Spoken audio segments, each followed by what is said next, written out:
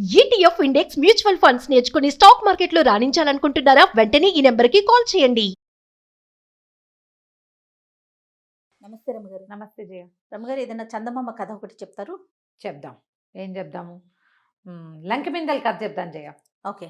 అయితే లంకెబిందెలు బోల్డ్ అని చెప్పుకున్నాం మనం అబ్బా, నా కూతురికి భలే ఇంట్రెస్ట్ అండి. కదా. ఆ. నాకు కూడా లంకెబిందెలు అనగానే అవి ఎలా ఉంటాయి, అందులో ఏముంటాయి, చిన్నప్పుడు చాలా ఆలోచించేవాళ్ళు.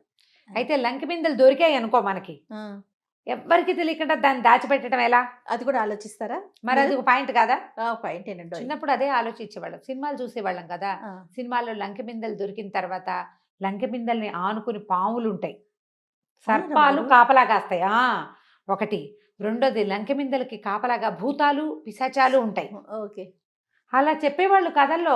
కాదు రమగారు, చిన్నప్పుడు ఎవరి దగ్గరైనా ఇట్లా ఎవరి పొలంలో అయినా పడినాయి చూసారు, అట్లాంటిది ఎప్పుడైనా విన్నారా మీరు? మా ఊళ్ళలో అంత సీన్ లేదు. పురాతనమైన ఇళ్లలో అలా దొరుకుతాయని ఆ లంకెబిందెల్ని ఆసరా చేసుకుని పాములు పిశాచాలు లేదా భూతాలని కాపలా పెడతారని అలా చెప్పుకునే వాళ్ళు చేయ. అలాంటి మాటలు ఉండేవి, చెప్పటమే. అవన్నీ కథల్లోనే, నేనైతే చూడలేదు.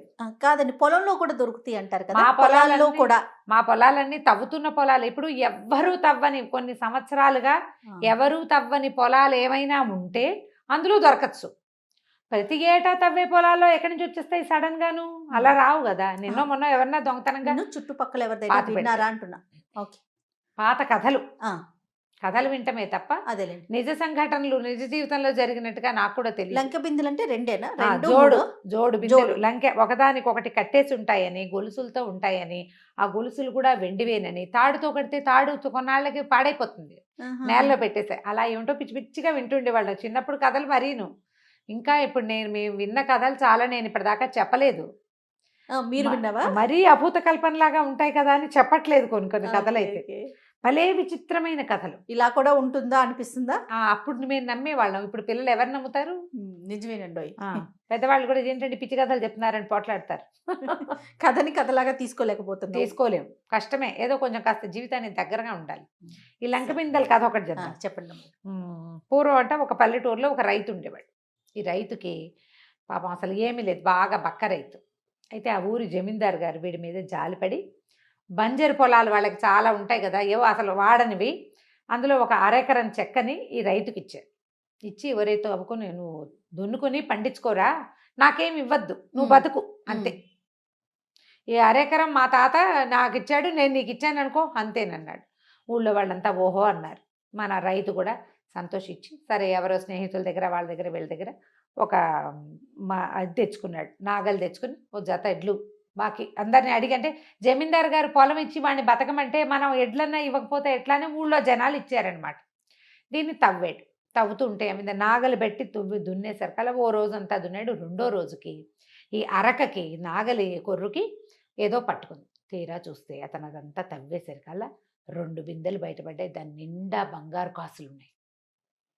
ఆశ్చర్యపడి, అయ్యే బాబోయ్, ఏనాటితో ఇది, జమీందారు గారి పొలం కదా, ఇప్పుడు గనక బయటకు వచ్చిందా జమీందారు ఒప్పుకుంటాడా? తీసేసుకుంటాడు. నిజానికి ఈ ముక్క మనకిచ్చింది, నాకు గనక ఇవ్వకపోతే ఇలాగే బంజరుగా పడి ఉండేది, కాబట్టి ఇది నాదే, ఇది నేనే ఉంచుకోవాలి. ఇంటికి తీసుకెళ్దాం అనుకున్నాడు. లేకపోతే లేవట్ల, బిందెలు మహాబరువుగా ఉన్నాయి. రెండో మనిషి కావాలి. ఈయన దగ్గర ఎడ్లు ఉన్నాయి కానీ బండి లేదు. ఓహోహో. బండి మీద పెట్టి తీసుకెళ్తే అందరూ చూడరు. చీకటి మాటన ఎవరి బండి తీసుకొస్తాను? ఏ మనిషిని తెచ్చినా వాడికి వాటా ఇవ్వాలి, లేదా జమీందారికి తెలిసిపోతుంది. అందుకని పెళ్ళాన్ని తీసుకెళ్దాం అనుకున్నాడు. కానీ ఇతని భార్య వెర్రిబాగులది, అమాయకురాలు. కరెక్ట్ పదం అదే, వెర్రిబాగులతనం అంటే అమాయకత్వాన్ని అయ్యో పాపం అమాయకురాలు అని అనుకోవడానికి వీల్లేదు, వెరితనం అనమాట. చెప్పచ్చు చెప్పకూడదు అవి దానికి తెలియవు. అందుకని ఏమనుకున్నాడు, భార్య ఎవరికైనా చెప్పినా ప్రమాదం లేకుండా ఉండాలి. బాగా ఆలోచించాడు.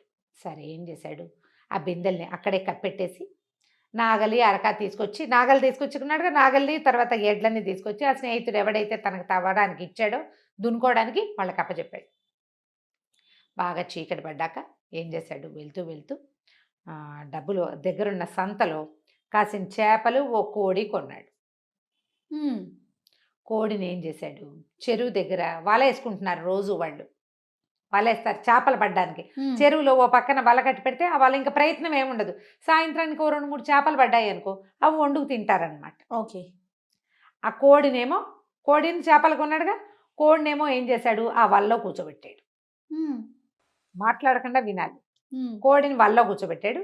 అక్కడి నుంచి వెనకాల దొడ్లో తమ ఇంటికి వెనకాల భాగంలో ఉచ్చులు పెడతారు. ఏంటంటే పక్షులు అవి వాళ్తే ఏదైనా పక్షి అందులో పడింది అనుకో, పిట్ట మాంసం తినటం కోసం.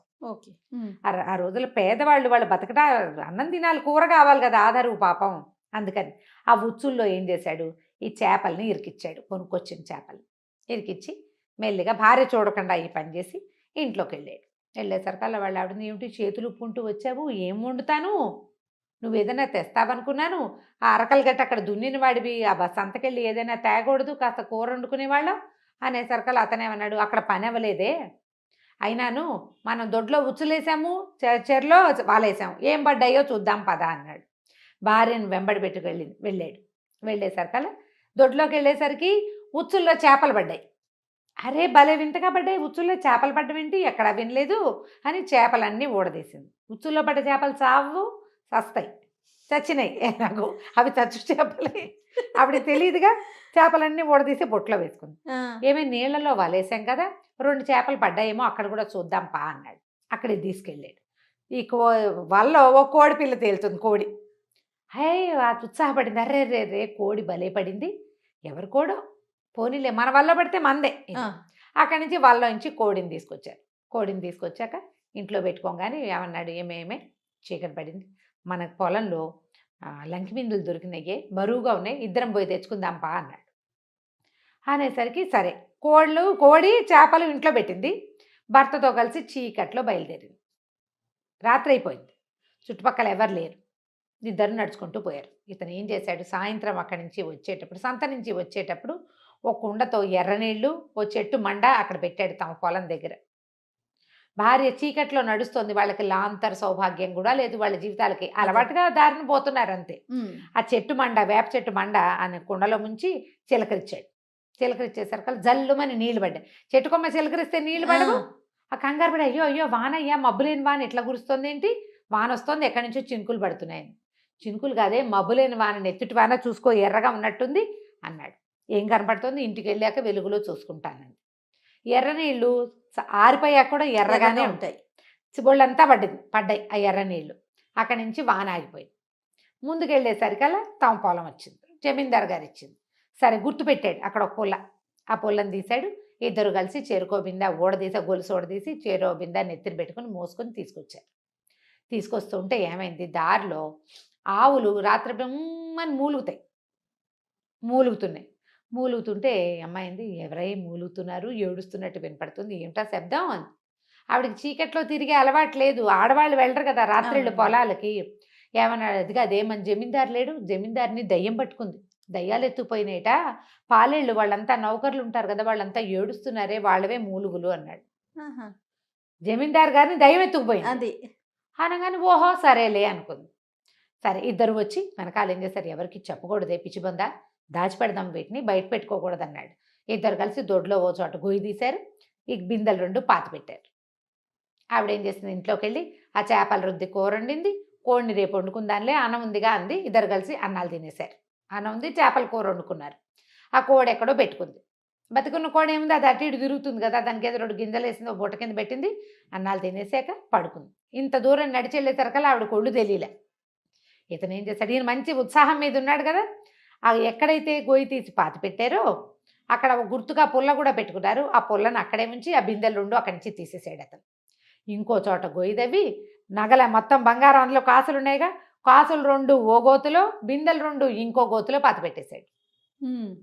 తను పాతిన వాటికి గుర్తులు పెట్టుకున్నాడు. సరే మర్నాడు తెల్లారింది, పనిలోకి వెళ్తాను నేను, చెరువుకి వెళ్తా, చేటకెళ్తా ఏదో చెప్పాడు. ఈవిడంది, ఏమయ్యా చీరలన్నీ కోకలన్నీ చెరిపోయినాయి, మరి 4 కాసులు ఇవ్వకూడదు, 4 చీరలు కొనుక్కుంటాను అంది. అనేసరికల్లా కాసులు ఏమిటి, ఏం కాసులు నీ మొహం అన్నాడు. కాసులు ఎక్కడివి, మనకి జమీందారు ఇచ్చిన పొలం దున్నుకుంటే అప్పుడు కదా మనకి డబ్బులు ఇచ్చేది అన్నాడు. అనేసరికల్లా ఆవిడ, అదేంటయ్యో ఈ రాత్రి మనమే కదా కాసులు బిందెలు తీసుకొచ్చి దొడ్లో పాతి పెట్టామంటే, నీ బోందా, నీ కళ్ళు వచ్చినట్టుంది పిచ్చమొహం, ఏమీ లేదు అలాంటివి అన్నాడు. అనేసరికి ఈవిడ గుండు మండిపోయింది. రాత్రి ఆ వజాన అక్కడి నుంచి చీకట్లో మోసుకొస్తే అట్లా అంటావా అని ఆవిడ. ఏం మోసుకురావటం అండి, మనం ఎక్కడికి వెళ్ళాం, చేపల కూర వండావు తిన్నాం అంతే అంటాడు. వాదన పెరిగింది, పోట్లాడుకున్నారు. ఆవిడ చేతిలో ఉన్న చట్టికుండా విసిరేసింది. ఆయన దొంగలాడుతూ లేచి వెళ్ళిపోయాడు పొలానికి. ఈవిడేం చేసింది, మొగుడిని నోటుకొచ్చిన తిట్లన్నీ తిట్టుకుని చచ్చినట్టు డబ్బులున్నా కూడా నాకేమి ఇవ్వనంటాడు, నగా నాణ్యం లేకపోతే పీడబోయి, అన్ని డబ్బులు ఉంటే కోకలైనా కొనుక్కోవచ్చు కదా కనీసం అనుకుంది. సరే ఏం చేసింది, మంచినీళ్ళు బిందె పుచ్చుకుని మంచినీళ్ళు తెద్దామని చెరువు దగ్గరికి వెళ్ళింది. నూతి దగ్గరికి ఆ ఊళ్ళో ఉన్న ఓ భూషయ్య గారి పెళ్ళాం వచ్చింది. వచ్చేసరికల్లా ఏమిటే రొసరొసలాడుతున్నావు అని ఆవిడ అడిగింది. అడగానే రొసరొసలాడికి ఏం చేయనుదినా, మా ఆయన ఎంత పిసినుకుంటో తెలుసా, రాత్రి 2 బిందెలే కాసులు తీసుకొచ్చి దొడ్లో పాతి పెట్టాం, దుర్మార్గుడు, ఒక కోక అనుకుంటానంటే డబ్బులు ఇవ్వనన్నాడు.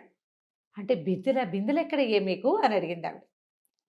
అదేంటి జమీందారు గారు ఇచ్చిన పొలంలో లంకి బిందెలు పడ్డాయి వదినా, రాత్రి మోసుకొచ్చాం మేమిద్దరం అన్నది. అనేసరికల్లా ఇంకేముంది, ఊరంతా వెళ్ళిపోదు, భూషయ్య గారి పెళ్ళాం ఊరుకుంటుంది, ఊరంతా చెప్పేసుకున్నారు. సాయంత్రం అయ్యేసరికల్లా జమీందారు గారు వచ్చేసారు. దుర్మార్గుడా, నేను నీకు పొలం ఇస్తే నా పొలంలో లంకి బిందెలు పడ్డాయి అంటే అవి నావి కదా, మా తాత ముత్తాతలు ఏనాడో దాచిపెట్టి ఉంటారు, బిందెలు తీ అన్నాడు. బిందెలేంటి బాబు, బిందెలు ఎక్కడ పడ్డాయండి, నేను నిన్న తవ్వేనంతే అనేసరికల్లా అదేమిటి నీ పెళ్ళని చెప్పింది, పిలవండి భూషయ్య, వీడి పెళ్ళని రైతు పెళ్ళాన్ని సాక్ష్యానికి అన్నారు. భూషయ్య గారి భార్య చెప్పింది, ఈ అమ్మాయి లంకి బిందెలు మోసుకొచ్చాం నేను మా ఆయన అని చెప్పింది నాకు అని. చెప్పావా అంటే చెప్పానంది. అబద్ధం బాబు, దానికి తెలీదు, బిందెలేమిటి అది అట్లాగే చెప్తుంది అన్నాడు. అనేసరికల్లా ఆవిడ కోపం వచ్చేసింది. అమ్మాయికి కొంచెం వెరిబాగలదు కదా, ఇంకా నయం నువ్వు నా దగ్గర అబద్ధాలు ఆడాడు, జమీందారు ముందు అబద్ధాలు ఆడతావా, మనం నిన్న రాత్రి వెళ్ళినప్పుడు మనం వెళ్ళామా, వెళ్ళేటప్పుడు ఏమైంది, ఉచ్చుల్లో ఏమో చేపలు పడ్డాయి, వాళ్ళలో ఏమో కోడి పడింది చేపల వల్ల అనగానే అందరు నవ్వారు. ఇటు పిచ్చి మాటలు మాట్లాడుతుంది వెర్రిబాగులదేని. ఈతన్ని ఎత్తి బాదుకున్నాడు. చూసారా బాబు, ఇదండి దీని సంగతి అన్నాడు. ఇలా పిచ్చి పిచ్చి మాగా వేషాలు వేసామంటే మర్యాదగా ఉండదు. రాత్రి మనం వెళ్ళేటప్పుడు నెత్తుటిబాని గురవలా, మన ఇద్దరం చెరుకోబిందా నెత్తి మీద పెట్టుకోవాలా అంటే ఈయన ఇట్లా చూస్తున్నాడు. జమీందారు కేసు రైతు, చూసుకోండి బాబు మా ఆవిడ సంగతి అని. అక్కడి నుంచి మేము తిరిగి వచ్చేస్తుంటే ఆ పెద్ద పెద్ద మూలుగులు ఏడుపులు వినిపించినాయి. జమీందారిని దయ్యం ఎత్తుకెళ్ళిందని చెప్తేవి కాదు అంది. అనేసరికల్లా జమీందారికి అర్థమై ఇదన్నీ తింగర మాటలు మాట్లాడుతుందని, చిచ్చి ఇది ఒక తింగర బందలా ఉంది, ఏదో అబద్ధాలు చెప్తే అవన్నీ నేను నమ్మి అనవసరంగా ఇంత మటుకు వచ్చాను, ఒరే నీకు ఇచ్చిన చెక్క నువ్వే దునుకోపోరా, నేను పొరపాటు వచ్చాను అని ఆయన లేచి వెళ్ళిపోయాడు. అక్కడి నుంచి అందరూ తల మాట మాట్లాడారు, నవ్వారు. అంతా ఇది మామూలుగా అమాయకురాలు వెరిబాగులదని తెలుసు కానీ మరి ఇంత వెరిబాగుందని తెలియదు మాకు. అయ్యో అయ్యో జమీందారు ఎదురుగుండా ఉండగానే ఆయన దైవతికెళ్ళిందని చెప్తోంది అని పోయారు తల ఒక పక్క. ఈవిడ మెల్లిగా భర్త దగ్గర చేరింది. ఏమయ్య నిజం చెప్పు, రాత్రి మన 2 బిందెలు తెచ్చాం కాదు, లేదే అన్నాడు. అయితే రాత్రి పడ్డ నెత్తుటిపాన, రాత్రి పడ్డ కోడి, రాత్రి పడ్డ చేపలు, రాత్రి జమీందారిని ఎత్తుపోతే అందరూ ఏడ్చింది అవి అంది.